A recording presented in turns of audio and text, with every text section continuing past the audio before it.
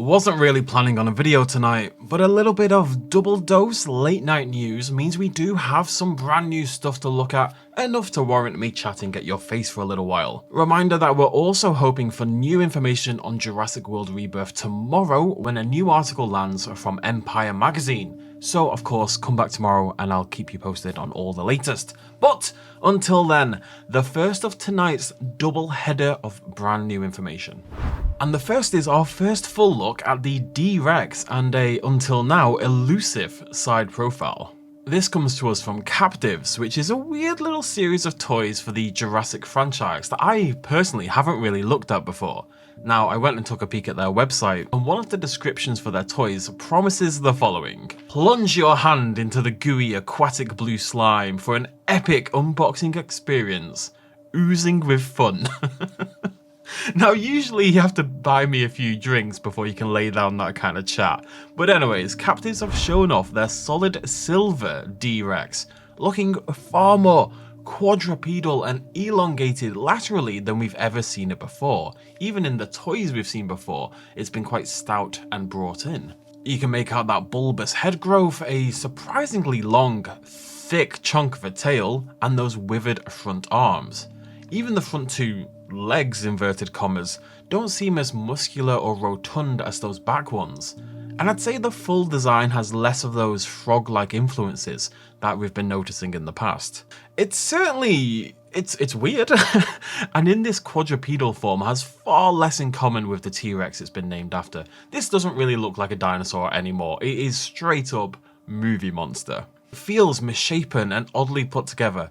And if I'm honest, it does bring up bad memories of whatever the hell this Phaseolus in 65 was meant to be. It's not that bad, I still like it, but it's leaning more in that direction with time. Interestingly though, this could possibly explain the supposed size difference we've seen in the D-Rex until now. If, say, during the lab scene it was hunched down and quadrupedal, elongated, snake-like like this, then the sizing kind of fits better.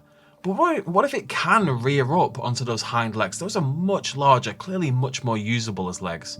And it becomes this kind of almost four-armed beast. That might explain the apparent huge size growth in some other trailer scenes. That said, maybe they've just jammed it full of growth serum. What do you think of the full design now that we've seen it?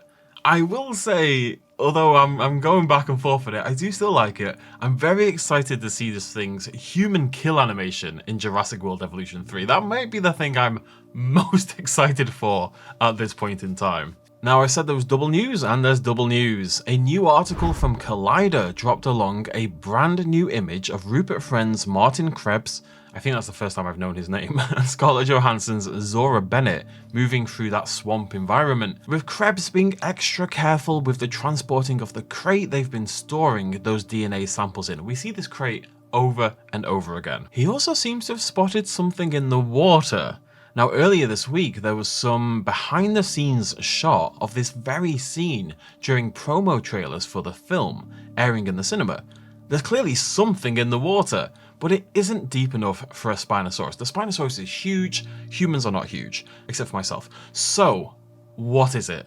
Now we know, or at least strongly suspect, there's a smaller second mutant dinosaur in play at some point during this film, and I've seen a lot of suggestions that maybe that's what they're looking at, but as far as we know, that second creature is not aquatic. So that leaves us with a lot of options for things that we just haven't seen so far, and that haven't really been hinted at so far. Crocodilian of some kind, like Purosaurus? Potentially my beloved Titanoboa finally making a film appearance?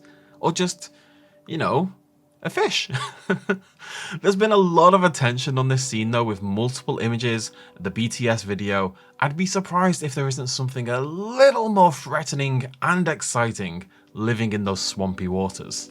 Now, the article itself has very little information, but it does offer something somewhat new with this line. Supporting roles are filled out by Philippine Vage, I've butchered that, Beckia Sylvain and Ed Screen, I hate names, no one should have a name, we should just get numbers, as members of both Zora and Krebs' rival teams. The wording is strange, sort of implying that there's two rival teams, and that could be if you think of Krebs as the pharmaceutical side and you think of Zora as that kind of mercenary side, I guess you could suggest that on the other side, there's another pharmaceutical team and there's another mercenary team. Maybe. But why is there a rival team at all? In the context of what we know about the film, I'm not sure I can quite make heads or tails of that.